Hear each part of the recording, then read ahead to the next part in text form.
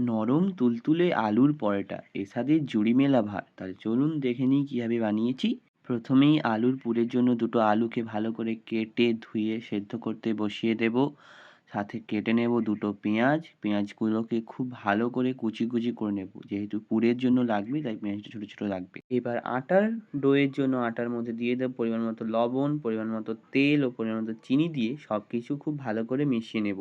মেশানো হয়ে গেলে তার মধ্যে দিয়ে দেবো পরিমাণ মতো জল ও একটা নরম ডো বানিয়ে নেব। এবার আলুর পুরের জন্য আগে থেকে সেদ্ধ করে রাখা আলুগুলোকে কাঁটা চামচ দিয়ে খুব ভালো করে স্ম্যাশ করে তারপর থেকে কুচনো পেঁয়াজগুলো দিয়ে দেবো। দিয়ে দেবো পরিমাণ মতো লবণ, হলুদ গুঁড়ো ও লঙ্কার গুঁড়ো ও সামান্য জিরের গুঁড়ো। সব কিছুকে ভালো করে মিশিয়ে নিলে আলুর পুর তৈরি। এবার আগে থেকে মেখে রাখা আটার ডোটা থেকে ছোট ছোট করে লেচি কেটে নেব।